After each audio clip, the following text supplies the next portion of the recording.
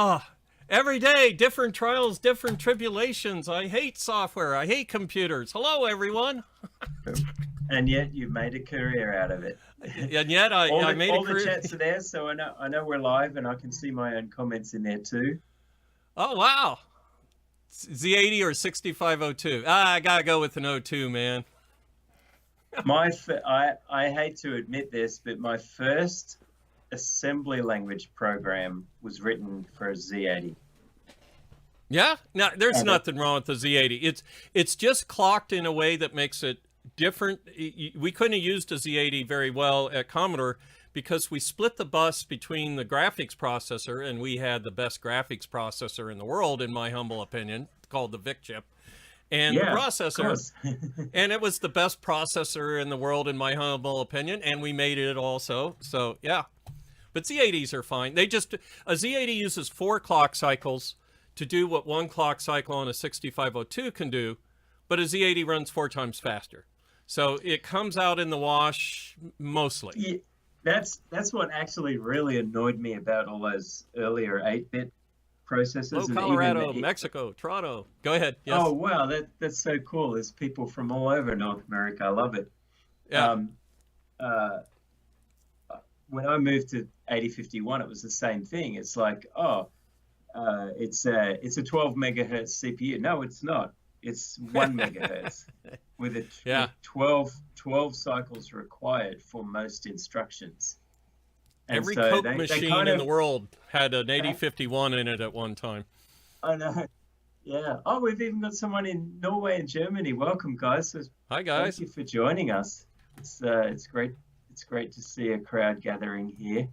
Hey, and tell your friends who are into electronics about our show too. We'd love to grow this, and we always have something interesting to talk about and explore.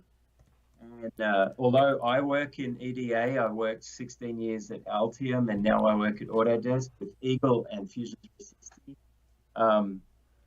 But there's nothing off limits, Bill. If anyone asks a question about Altium, like you use Altium daily, you use Pulsonics. No, it wasn't Pulsonics, Proteus, right? I used Proteus, PCAD pads, National Instrument even had one. Wow, you've Mentors, touched them all. Sycards, Calais.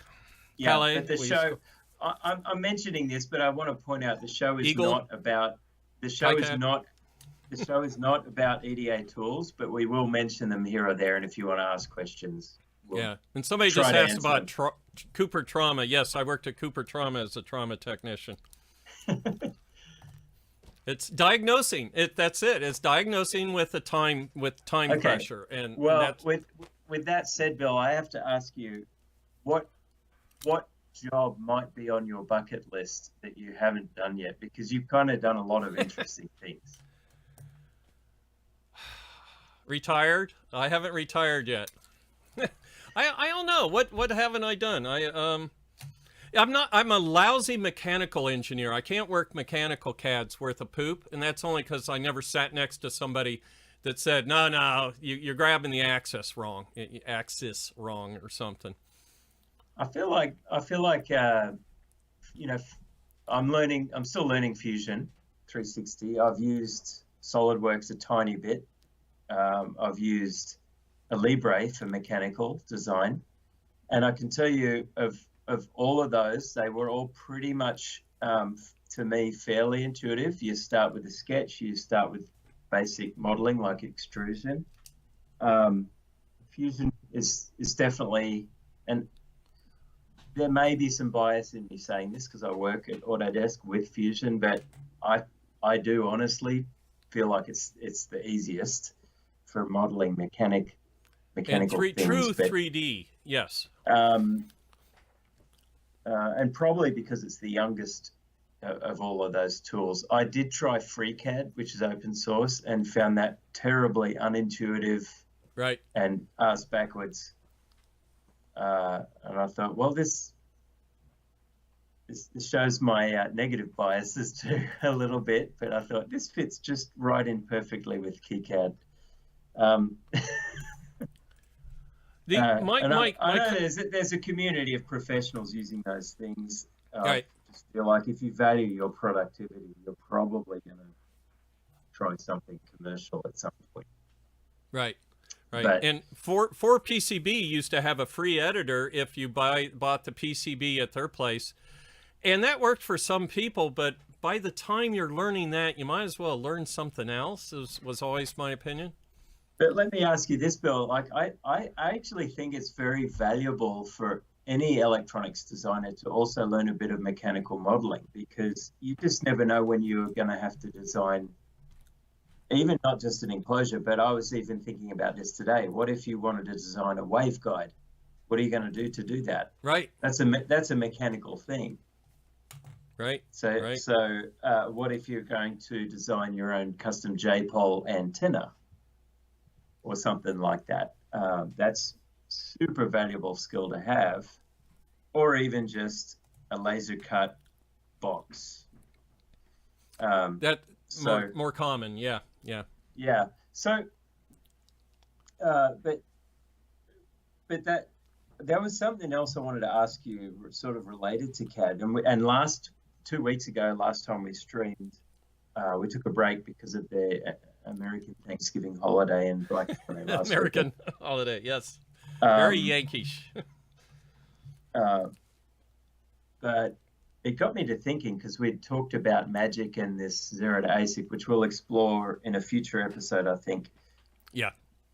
There's a stage where anyone designing electronics at the PCB level considers maybe designing or learning about designing chips as well. And I feel like the world is just so ready for a democratized custom silicon process. We already have what's it called? The 5 that new 32-bit RISC-V. Right. Oh, right. RISC-V. Right. It's a totally open source microcontroller architecture or microprocessor architecture. And there are other open source libraries coming out. For a long time, I worked in FPGAs before really getting deep into PCB. And for a long time, there's been opencores.org, where people can share. I love opencores.org. I've gone and swiped a 6502 from there and had it running in like less than 20 minutes. Yeah, that's just an incredible community resource. And I feel like there's way higher quality when you talk about open source in software. There's some good stuff and some very dubious stuff. If you talk about it with open source hardware, the people who are doing that are just so passionate about it and use it also to hone their skills as chip designers. I feel like if you get a project from a place like that that's actually completed, they tend to provide all the test benches and all the documentation, and you get it just a much higher quality. And they'll tell you the quality. It's voted on and stuff like that. So yeah.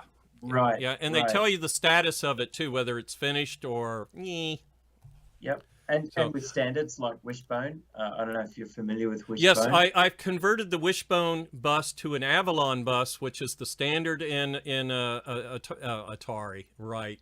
In Altera.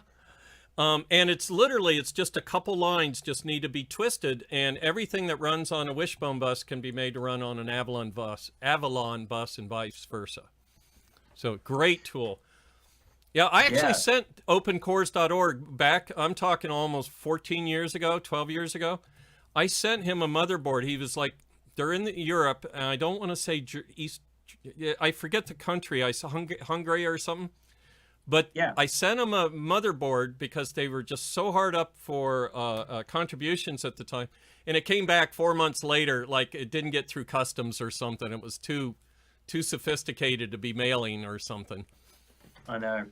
So I tried to support him. Hey, somebody asked about parachuting. Yes, I've jumped a T-10 chute out of Maytown, Pennsylvania. I was young then. I had hair.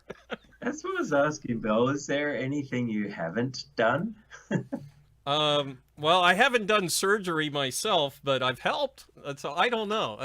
I was waiting for you to say peace. I haven't done surgery on other people, but I have done it on myself. Okay, I That's the have. kind of I thing you set my would own do. broken bones. Yes, I set my own broken bone one time in front of a witness, and yeah, the tears were flicking off my eyelashes onto my glasses, so I had to take my glasses off while I was working the bone into place. I don't know how you can think straight when you're in that kind of pain, you know, that sort of situation. If it focuses you, yeah.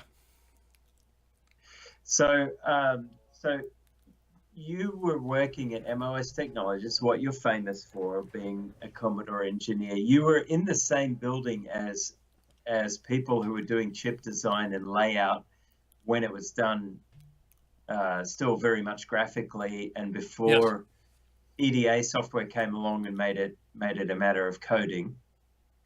But it sort of got me to thinking, you know, we have tools like Magic, that's chip design and IC design and IC block design are all still layers of conductive and semiconductor material.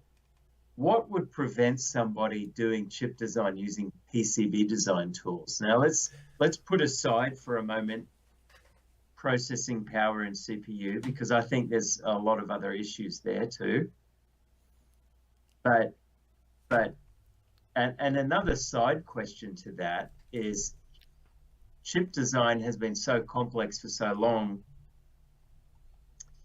that chip designers have had no choice but to use automation, automatic routing and automatic object placement. And it's like, it's 2020. I mean, and PCB designers, here we are, we still refuse to use auto routers. I don't. I like auto routers, but they're a tool, right? And some are better than others, and some need to be configured more than others. But yeah. So to me, your question about what's different between a PC board and an IC, it's the number of layers. Well, no, some PC boards have tons of layers. By the way, Osh Park, Drew sent me an email from Osh Park today. They're getting a new 6-layer process. So that's awesome, because 6 layers is way better than 4, and not because you get more routing room. Right. It's no, matter of fact, you may not want to use it for routing room. You may want to use it for returns. It's in the right exactly. It's all about signal integrity. And 4-layer boards. If anyone joining us for this stream or watching this video after, if you think a 4-layer board is a good stack up, because there was a period over the last few years where a lot of people were going, oh, 4 layers is great. I use 4-layer designs all the time, and even some of the tools, like I believe the free version of Eagle for a while allowed 4 layers for signal integrity and routability. But actually for signal integrity, turns out 4 layers usually sucks, because people. So Chris just mentioned top and bottom ground planes. The problem there is they're too far apart. With a 6-layer board, you can commit 2 layers to be real close to each other, which reduces the inductance. Inductance goes up as distance gets greater, but then that also starts to form a capacitor. Capacitance goes up as the distance gets shorter. And with a 4-layer board, that's the whole problem, because your layers are all on the outside of a core and very far apart. So you can use 4-layer boards with good signal integrity, but you have to be disciplined about only routing on the top and bottom. Right. And your inner layers are all ground, because they're very close to the surface. We'll still do and fills. That's hard.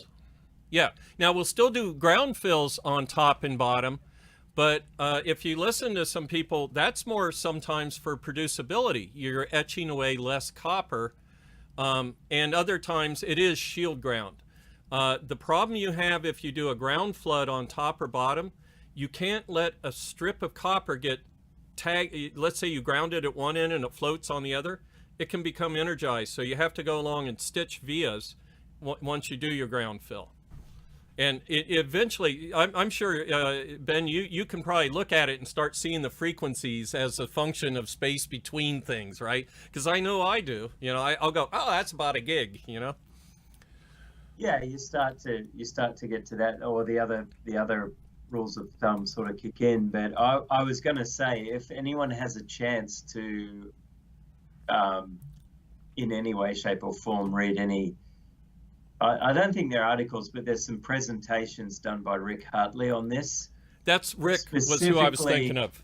Yeah, specifically around layer stack and why the 4-layer stack is horrible and leads to signal integrity problems when people previously had expected it to solve them. But if you do it right, if you're very clever and careful, you can get away with it. But a 6 is way, way easier. And if Oshpark's offering that, that means you can do it cheaply too. And it's probably good material. It's probably FR408, I would assume. Isola. Yeah. So this book here, which you've seen me grab before, and this isn't available anymore except on eBay and stuff, but you can get a thicker version. Henry Ott actually says, here's 3 different ways to do a 6-layer board, and here's the pluses and minuses. Here's 5 ways to do an 8-layer board and the pluses and minuses. So there's a lot of art. If I could get that book used on Amazon or eBay, how much is that going to cost me, Bill? Well, they cost $100 when they were new in the 80s. Yeah, so they're probably so still I going to be don't know 100 what or the more. Yeah, because I had the same issue. I wanted Brian C. Waddell's transmission line design handbook is kind of the Bible for if you want to design high-speed and RF PCBs, particularly if you want to get into microwave design on boards. You really need that book. But even used, it's $150 minimum. So yeah. And now we know why all those guys that write those books, I don't want to say they're rich, but they're not broke either. So, hey, I do have a self-surgery story. Just because that's a good one. Luis Ernesto is asking, this is the book I'm talking about, Transmission Line Design Handbook. Yeah, that's a good one. If there's one book you get for high-speed and RF/microwave printed circuit board design, it's this book.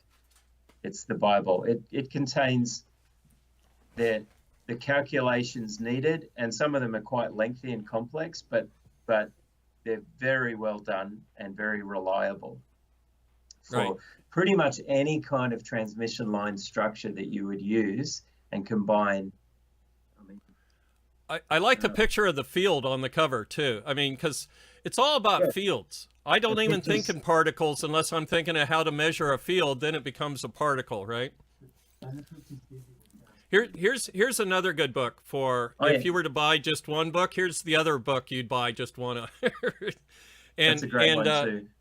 The math is probably not as focused in this, but it's more intuitive. It'll give you a nice picture of something I really like about, that's Howard Johnson's book. Something I really like about his book, Howard Johnson's book, High Speed Design Handbook of Black Magic, is he actually goes into the sources and the loads as well. So Brian Waddell's book is only talking about the copper structures in the board and their impedances and frequency responses and how they can be modeled as distributed and lumped equivalent circuits. Howard Johnson's book is about the entire system from a transmitter to a receiver, including those capacitive loads of a MOSFET gate or TTL and different families, how they interact. And that, you need to know that stuff once you start doing signal integrity analysis. If you want to use IBIS models, there's these internal switching models inside the gates, in the chip, and there's parasitic elements, but there's also the idealized source through a non-ideal switch, right, and where the energy comes from and where the energy has to be stored. So when that output gate switches, there's a reservoir there, and how that all works with the entire current loop and including the return path and all of that. And Bogerton has his books also cover that kind of stuff in a very intuitive way too. But all these books are very expensive, and someone made a comment that publishers are rich. Well, publishers try to be rich. But I tell you what, if I wanted to get rich publishing books, I probably wouldn't do it with any kind of textbook. Textbooks are expensive because I think the total addressable market in sheer numbers of buyers is tiny. So it requires years of someone's life dedicated to write this thing. And where else is that professional salary going to come from if you're only selling maybe 10,000 books? The books are going to be part of that expensive. is their seminars go along with the book, so it's like a marketing front of several things they offer. Yeah. That's how Howard Johnson retired. I heard the story about Howard Johnson. He wrote the book. It was blood. He told sweat, me to and call him tears. Howie, by the way. He One didn't. time. Yeah, I got He him by didn't- accident on the phone. I didn't expect him to answer. He goes, He "This didn't is make Howie." his money. Yeah, didn't make his money from selling the books, but the books got people into his seminars, and the Right. seminars he could retire on those.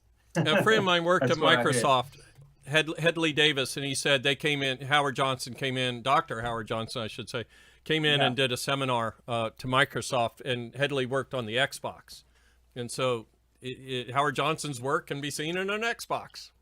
It's in, I think, a lot of consumer electronics that successfully made it to market in a lot Yep. fewer redesigns with passing these FCC regulations with flying colors. Yeah, so Right. um, Hey, so we going- talked going- about. Go I ahead. wanted to circle it back to that chip thing though, because I still can't figure quite why you couldn't modify so somehow a PCB design what tool file to do format would chip- you use? Yeah, and I've known people to use actual draw programs in the old days, but you have to find that language that we used to call it pattern generation, or a PG tape. We called it tape long after it What's stopped that? being a tape. Well, you'd use GDS2, which is the industry standard, right? Oh, see, I didn't know that. Okay, GDS2. The GDS2 describes the image. Does Eagle do GDS2? Fusion 360? I don't know anybody that does it. And there's no PCB design tools that I know of will send out a Okay. GDS2, except maybe some open source stuff, and it's just experimental. Like, people aren't asking for it, so ECAD vendors, we're not going to do it. But that's why I'm Right. asking, like, what possibilities could open up if we did start supporting? It's things like all that? about vertices, right? It's just here's the corners and which layer is it on. That's really what it comes down to. And here's the question I want to get to too. I mean, if a place and route tool can take a VHDL or Verilog file as input and do massively complex placement and routing of semiconductor library structures, say from the standard cell library, to build a circuit and do it in, probably minutes, if not hours. And yet we have auto routers in PCB tools that people refuse to use because they say it can never finish, it can't do the job fully, or Or it trashed the board in the process, locked the board up. And I do use auto routers to your point, Bill. Like, I don't use them for everything, but I do use them. They're very useful for certain parts of the PCB Sizing. design. I'll use it for sizing too. And Density. solvability. That can, Yeah. even if you plan to manually route a board, you can throw an auto router at it and see how it fares to give you some idea of how hard it's going to be for yourself. Right. A lot of people do actually do that, but I don't get why it's 2020. And I think I talked with Charles File about this once, and he said he thinks it's because the vias are always larger than the trace width. Well, and I'm the thinking, vias surely that doesn't have to be the way Yeah. anymore. We can make them really small now. A via is a layer. It's a polysilicon layer or a buried contact layer or something. So a contact itself between layers is also just a layer. Is the way I treat it. Now I'm from the old days, right? So there is no such thing as a via. There is a contact and a mask that says it's allowed to touch that layer above and below it. There's probably lots of masks we aren't talking about. We're talking about layers, but for every layer, there's then masks for insulation and stuff like that. Yeah, there are. Yeah. So I know the cost in semiconductors is not really in place and route tools cost a lot, but they're not the most expensive part of the process. The cost is in mask generation, and perfecting the masks costs millions of dollars. So for one chip, and testing, pattern generation, all those things that go along with simulation. It could take a year to make a chip, even with good tools, is the way I look at it. Yeah, Chris is saying, he says auto routing's fine given sufficient constraints. Yeah. That's a good point. I'll never say no to that. Yeah. Most of the tools out there don't, in my opinion, don't make it easy for people to have a good starting point. And it's not a closed form thing either. Every board and every layout is completely different and unique. So it's not like even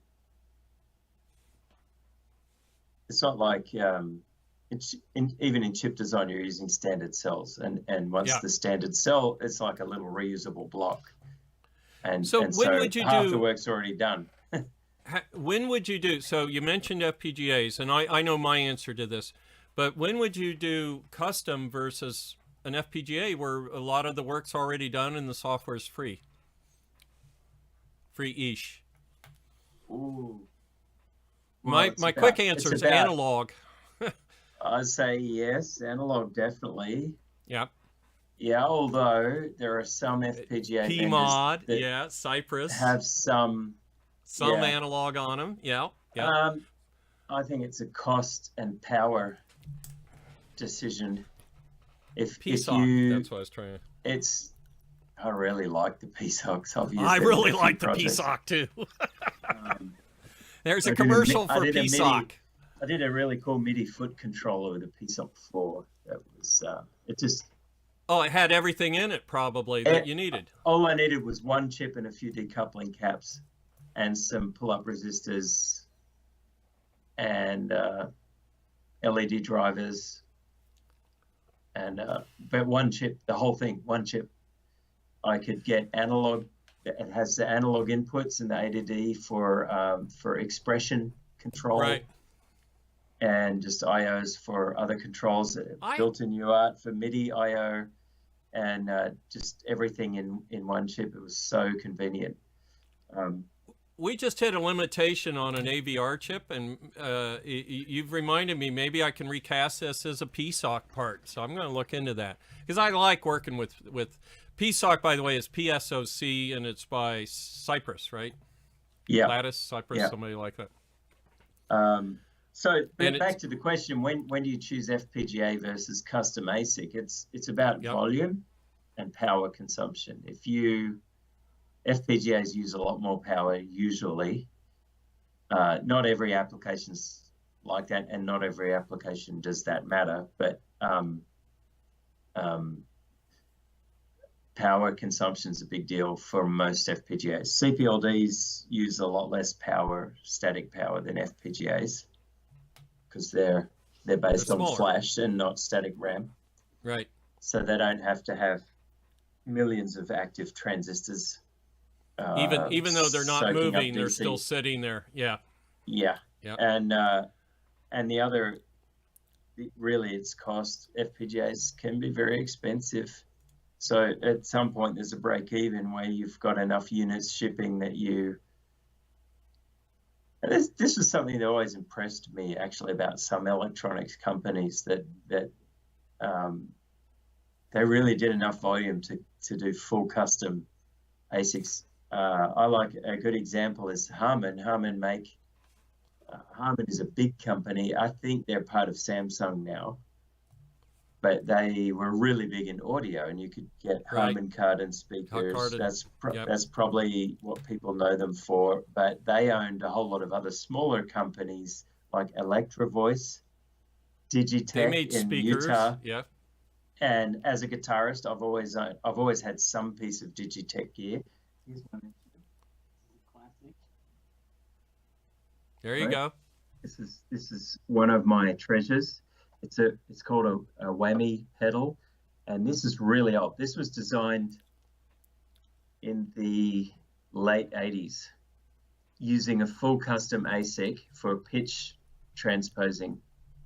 So, Oh, that's cool. So that was hard to chip do back then. Yeah, this chip, and this is for my friend in Toronto there, the actual electronics for this and the chip was designed under contract to Digitech by a Canadian company. I don't remember the name of that company right now. I think it's IVI or IVL, something like that. They did the actual chip design and the PCB design for this product. So there was probably a tracking oscillator in there, and for transposition, do you think it was just plain DSP, or did they regenerate a signal? Or it's straight up DSP, and I believe this one uses what is known in the industry. It's one of two techniques, but I believe this one uses a Verispeed technique. So it's actually taking samples and doing sample rate conversion.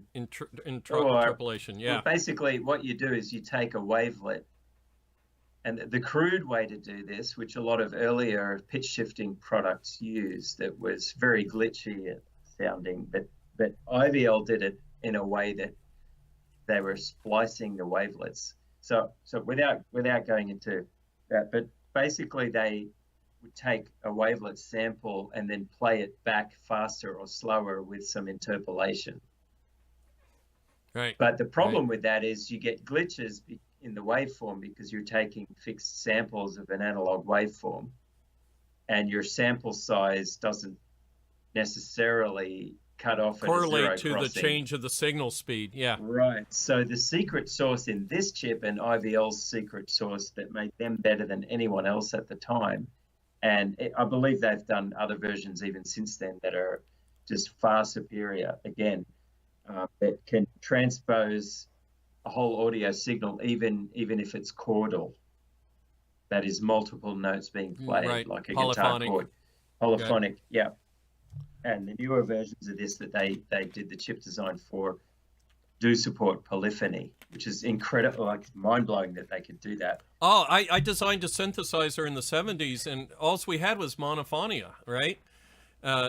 So I had like 4 oscillators trying to chase each other, but that was it. It was all monophonic back then. Do you know the company Ensoniq? Do you remember Ensoniq keyboards? They also make, I've owned Ensoniq gear as well. My mother had an Ensoniq keyboard for a long time, an Ensoniq electric piano that was just the most beautiful sounding all piano. Commodore people. The guy that designed the Vic chip and the guy that did the SID chip started Ensoniq, and then the girl that used to draw the schematics at Commodore went and drew schematics for them. So you hold up a Commodore 64 schematic and you hold up an Ensoniq schematic, and they look almost identical because of her drawing style and everything. So yeah, those are all MOS guys. Yeah. Yeah. So I had an Ensoniq DP2, and wish I still had it. I consider owning one again. The caps would be bad in it, but the Ensoniq DP2 is an effects rack, and I used that for my guitar for a while because it had its claim to fame was it could switch from one sound to another without the signal dropping out at all. Right. And it was one of the first effects units that could do that. Switch programs without dropping signal. So yes, Bob Yanis. Somebody posted Bob Yanis, Al Charpentier started Ensoniq. Very cool. Yeah, and they're brilliant people. They just, I mean, to think how do you do a Vic chip? Or Bob Yanis, his thing, and this was told to me by a guy named Andy Finkel, he wanted one clock to rule the universe and bind everything together. It was like the One Ring, right? He talked about having one master clock and everything being derived from that. In the 80s, that was like sensible. Like you had to do it then. But in the 80s, it's like, how do we do that? Crossing clock domains. Yeah. So someone was asking about, are ASICs more secure than FPGAs? I'd say absolutely. Generally speaking, there's probably some FPGA vendors that have. By secure, we mean against cloning? I'd say against any kind of attack or reverse engineering. Right. The good thing about an FPGA is when not powered on, you can X-ray it all you like. You're not going to see anything. It's all the same. It's a standard Right. off-the-shelf part. You have Now to they intercept the bit stream and decode Dallas the bit stream. Semiconductor makes some chips. There's several brands out there, but they make identity chips that have a polynomial on them that is your identity. It's unique, and you can't get it from an X-ray either. And so and it's immune to doing things like lowering the voltage and up in the voltage. You know, there's tricks you can do. Like they were able to break the supervisor mode of an Intel chip by lowering the voltage even further than it's supposed to operate. It goes into a half-crapped mode, and then you bring the voltage back up, and you're in supervisor mode, right? So, hackers just, engineers, we go, well, once the voltage is on, the voltage is on, right? So we don't think that way unless you've been burned. Unless you're Joe Grand. Who's Joe Grant? AKA Kingpin. Joe Grant is a friend of mine. I really like that guy. I've known him for probably 10 years.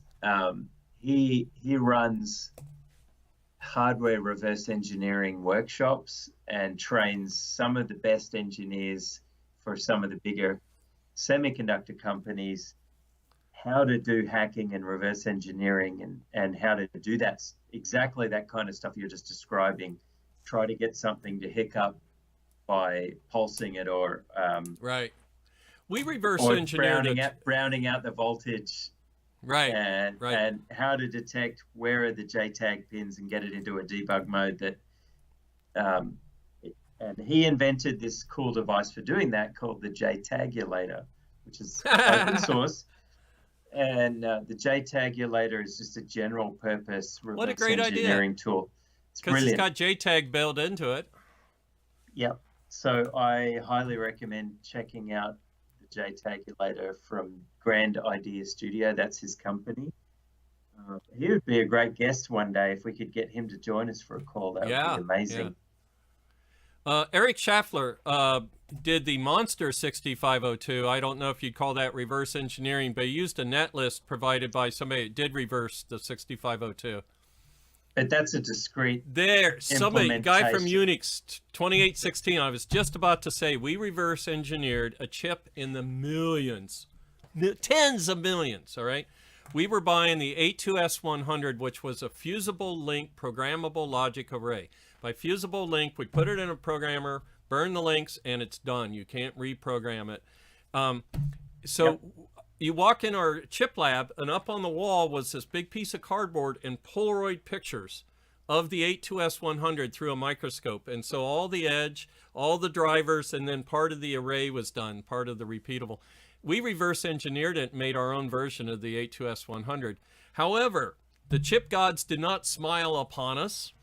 We had this real high failure rate. And what was happening, we were getting little holes in the passivation, the 7th layer of silicon nitride glass. Would get holes in it. Crap would get in there, and we called it the purple creeping crud. You'd see it start plating through because of it delaminate. Like almost like CAF in a PCB, right? Yeah. And like electromigration. It turns out it wasn't caused. Yeah. I thought it was caused by physical problems, like the thinness you get going over a metal track. It was caused by too much boron in the somewhere in the process. And it's like, so we needed metallurgists, we needed chemists, we needed all those to make chips back then. So yeah, we reverse engineered and I can say it because who's going to sue me now, right? Is Signetics even around? Bill. Any shark that smells blood in the water, Bill, you know that. I should say. So let me be real clear. We did not reverse engineer anything. We were good boys the entire time. Yes. This is just a made-up story. Hey, you were talking about your pedals. Your pedal that you like. Have you ever heard of Frantone?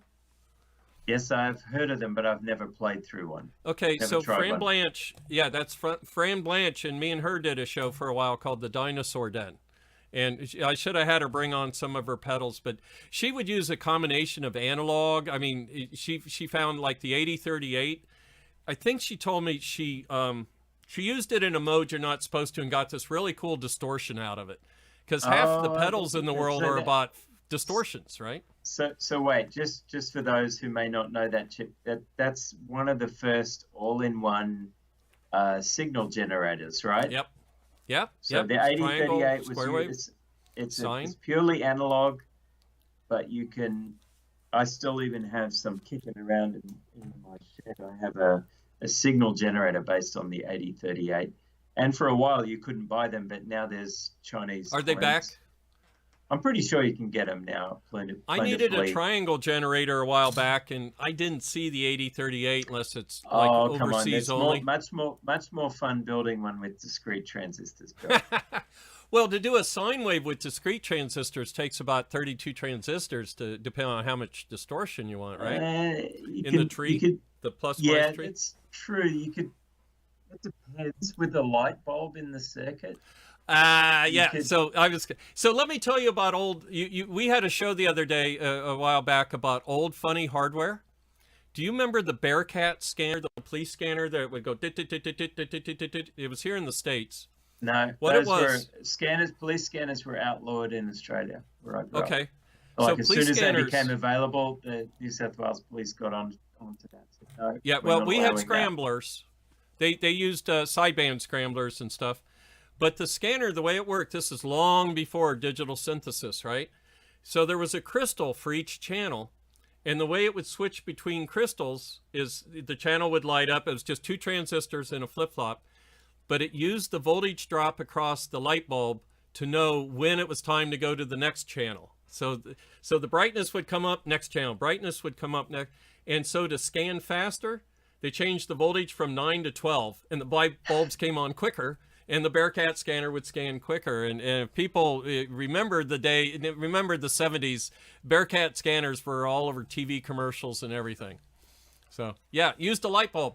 But you can, and that's in the analog book by National Semiconductor. There are ways using op amps, if you're not counting the number of transistors in an op amp, there are ways you can use op amps to make a pretty good sine wave with just a stage or two.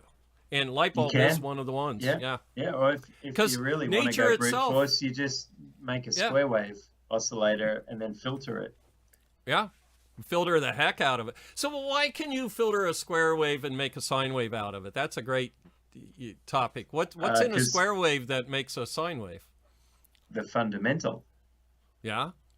And so there's other frequencies in there that add together to make it square, but you strip them back out. Actually, you just reminded me, Bill. I had a really cool Google spreadsheet. I was telling you before the call, I made a gyrator calculator spreadsheet for designing graphic EQs.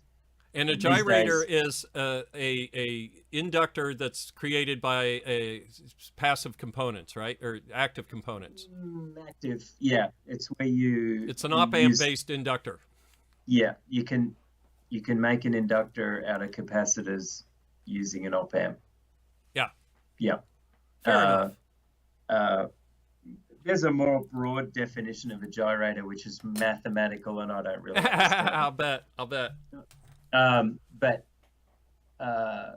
you reminded me there was another spreadsheet I did years ago when I was in university, and I actually did we didn't call them spreadsheets back then, right? I did a spreadsheet that was it was I did it as a tool to use when I was studying a power electronics class, because I had to do all these assignments around power factor correction and establishing the true measure of power factor. It's not cos theta or cos phi, whatever they call it.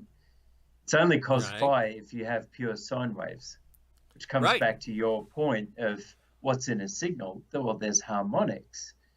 And real power factor, you get these are a lot better today than they were 10 years ago. But power factor is when the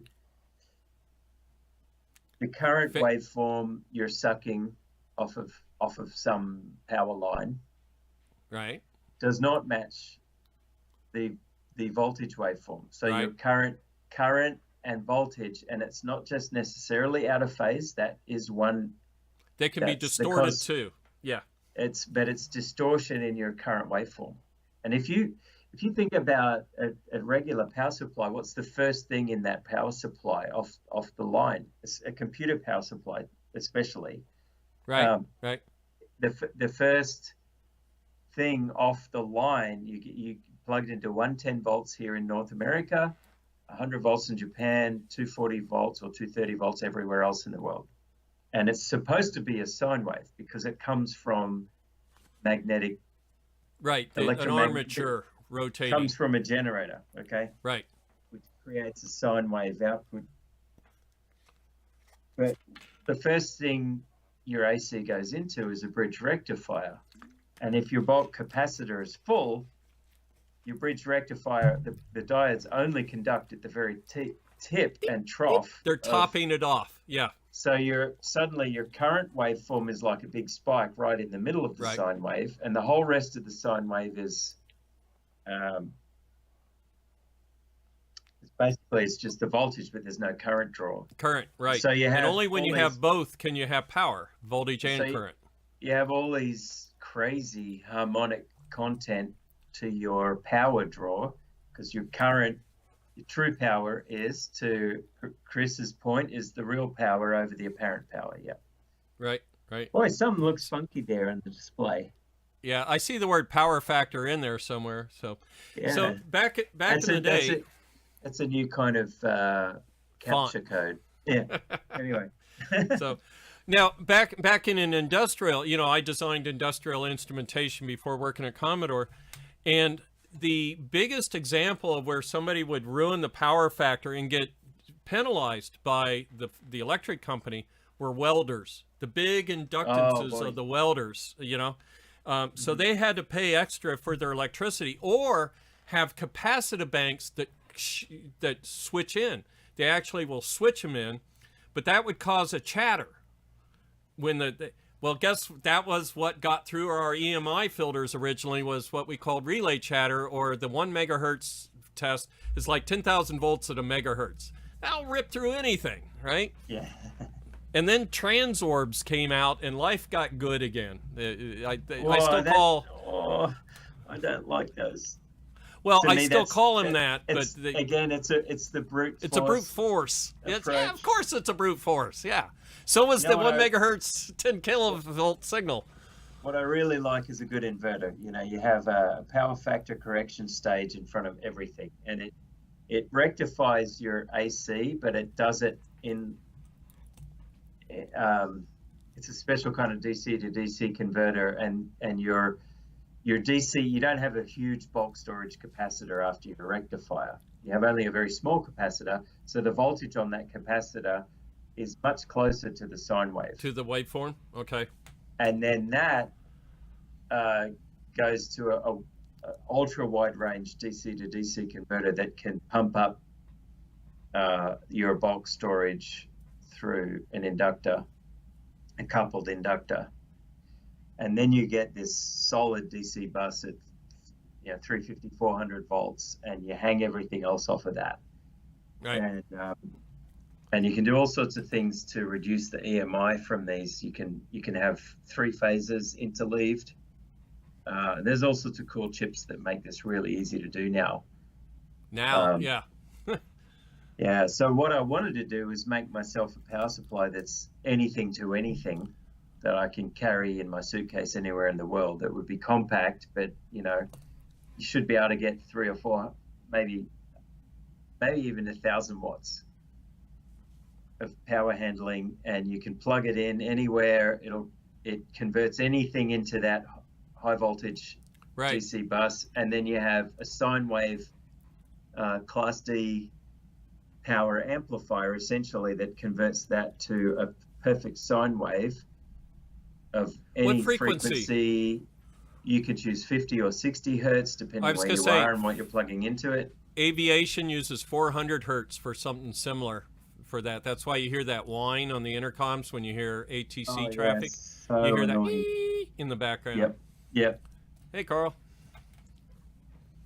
So, yeah, power factor welder.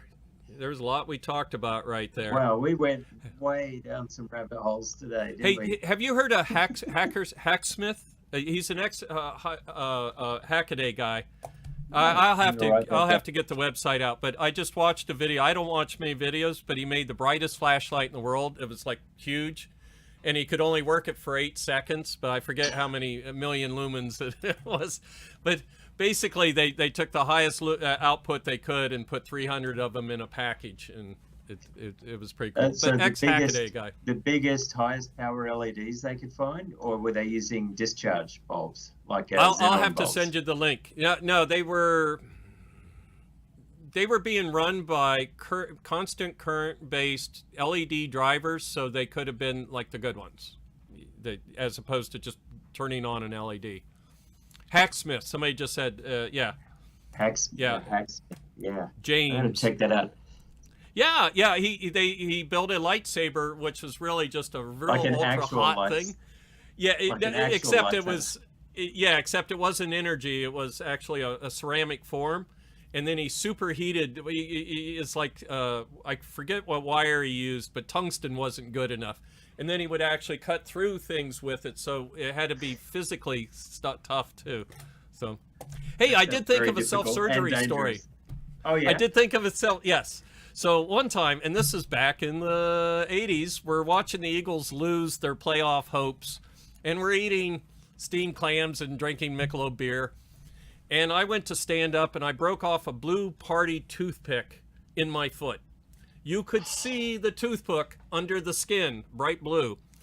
So I get a X-Acto knife out and I start cutting through the flesh of my foot down to the toothpick so I could extract it. And at some point I stopped, right? Because you could only cut yourself so long before your brain says, this is frickin' ridiculous.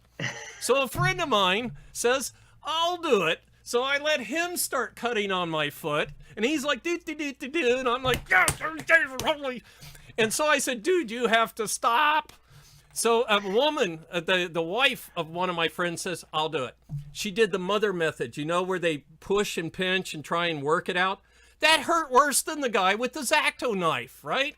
So we wait for the Eagles to lose. I go to the emergency room. The guy comes running up. It's like there's a busy night. Icy, people were falling, bleeding. And he comes up, yes, sir, what's wrong with you? I have a toothpick broken off in my foot. And he was good. He's like, he's not laughing. He's, were you picking your mouth with the tooth? You know, in other words, a serious question. Is there bacteria on the toothpick, right? Yeah. So when he goes to cut into it, he gets a surgical tray out. He goes, all right, who's been operating on this before? And I said, that was me. And he goes, not bad. I'm like, I'll take that. So he actually had to dig under an artery, or a vein, I mean, to get to the toothpick. He said, you'd have never gotten there. I said, yeah, that's what we figured out. Did he at least give you a local? I don't think so. Oh man, He may have. I had a If he huge slipped splinter one like that once in my chest. I was at some kind of youth meeting and an old school hall, hardwood floorboards everywhere, dusty and filthy, and my cousin and one of her friends decided to grab me one by each arm and drag me on my chest around the floor. It was slippery.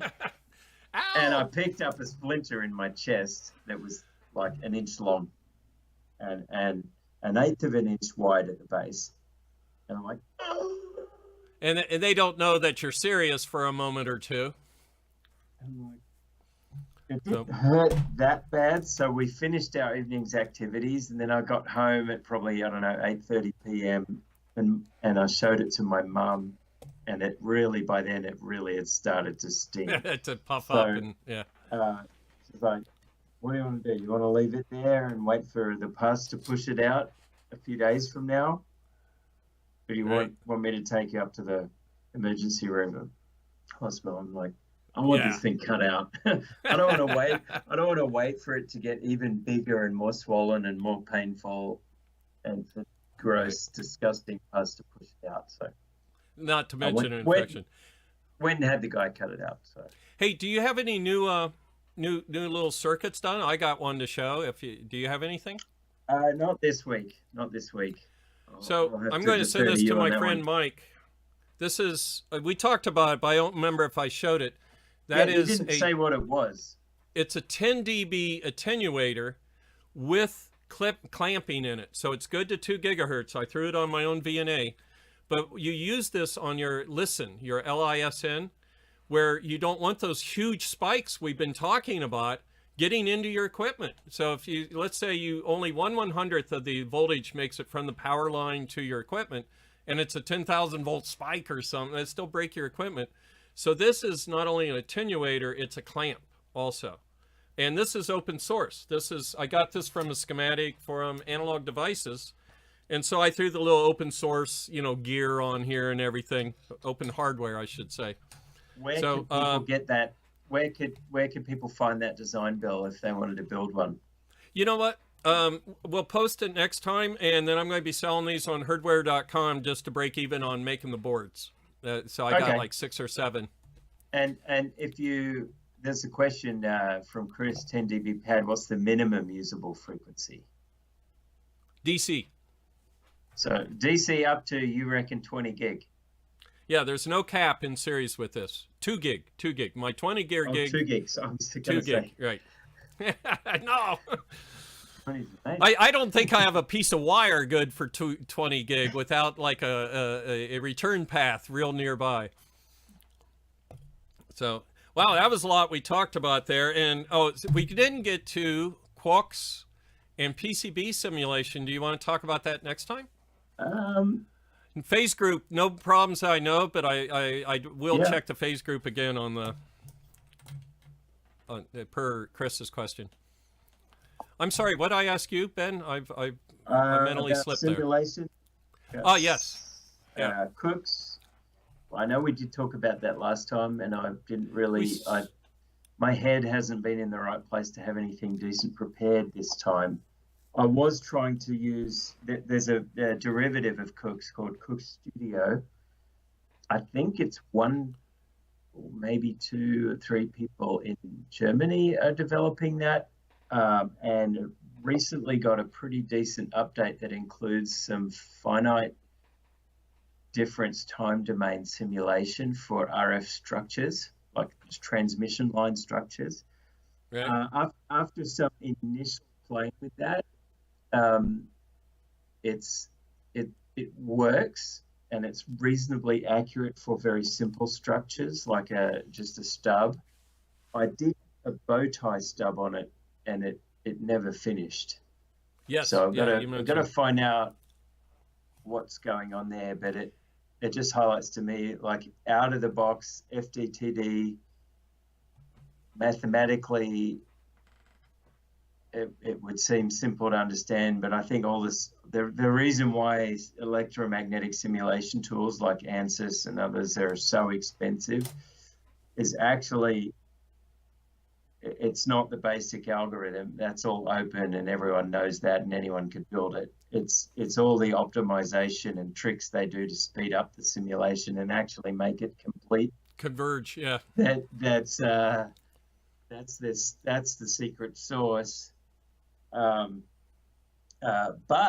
I will say this: parameter extraction is something I like about Cooks, and I like about using a VNA.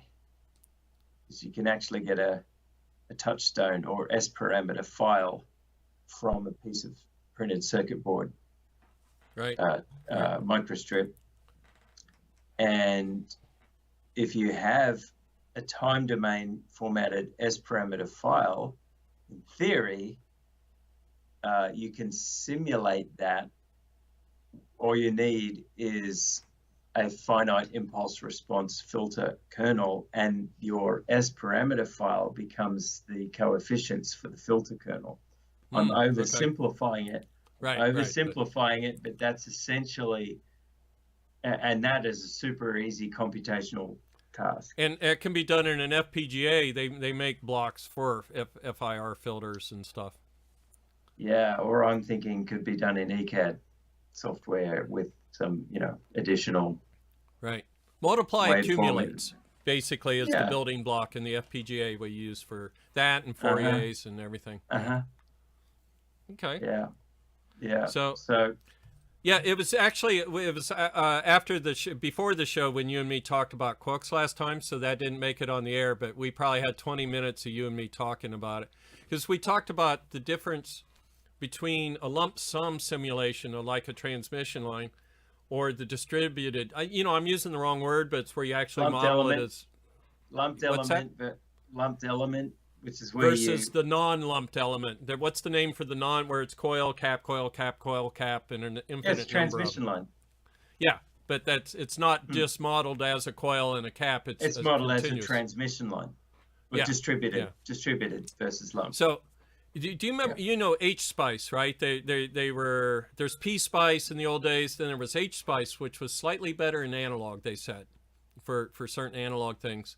I'm not sure, but I never used H-Spice. To me, H-Spice was always shipped with chip design tools for some Okay, reason. so the guy actually got back to they're all me. variants of Spice, and what I use is derived from NG Spice, Right. which is derived from Georgia Tech X Spice, which is derived from Spice 3.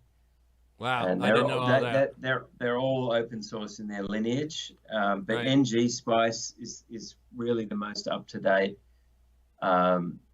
maintained, supported, commercially used, as well as open source Spice available. So I put a video signal down, probably about 300 to 500 foot of regular old RG coax cable one time. Simulate it with H-Spice, said no problem. Well, the vertical component was greatly attenuated. The thing closer, the lowest frequency, including the DC, was way more attenuated. And I reached out to the guys from H-Spice. I said, your model didn't match real life, figured you'd like to know. And they look at it and they look at it and they get back to me and said, we made a mistake. You caught a mistake. So here I am. I know no higher math, right? And I just found something wrong in H-Spice. What they had done was they had calculated skin effect, all of that. They forgot to add the regular old IR drop from just DC going down a piece of wire that's got a resistance in it, right? So at 300 foot or whatever I was doing, the DC resistance was not negligible. It's like 20 ohms or something like that. Oh, yeah. And then even now, like, they know so much more about surface roughness than they would have back then, probably. Right. Surface roughness. So we're up on an hour here, Bill. We're on an hour and 5. It's time to stop. It's Miller time. Oh, you're on the West Coast, not Miller time for you. Yeah, right. Yeah, no drinking beer at lunch for you. So yeah, well, I'll have to tell my Foster's beer story some other time. No Australian that I know drinks Foster's. Yeah, but mine had more to do with a way to injure yourself and the way to make a scar using Foster's. Well, okay, I tried to use Foster's beer as hydrogen peroxide, poured it right into a debrided room, and I still have the scar because evidently you're not supposed to pour a foaming liquid into an open where your skin's been torn off like that. So Chris says they drink martinis for lunch. Sorry, we used to hang martini IVs, okay? So I got you beat. That's especially in the medical unit. We used to actually use IV poles in the glass IV bottles. We would suck on the thing, and somebody walked in, they'd assume it was saline or something. So, well, hey, great talking with you again, dude. It's been 2 weeks, but we'll see you again next week, and we'll figure out a whole new list of topics. We should we should set up a mailbox for people to send topics to. Yes, we should, and anyone in the chat, but I'm still not totally sure how the YouTube works with this, but I believe after it's gone live, people can still comment. So maybe we can do it with comments. I don't know. We could set up an inbox though if you want. So, Chris, how do you know so much about Margaret? Oh, see, I thought the bar near Commodore was called Margaritas. I thought you were commenting on that because you already said Pennsylvania scale. So, all right, it's Friday. I am out of here. We will see you next week. So all I have to do is figure out how to turn off the software. Ben, any last words? You too, Bill. Yeah, we should set up an inbox though if you want. So maybe we could do it with comments. I don't know. We could set up an inbox though if you want. So, all I have to do is figure out how to turn off the software. Ben, any last words? No, thanks everyone for joining us. And again, just Definitely, thank you.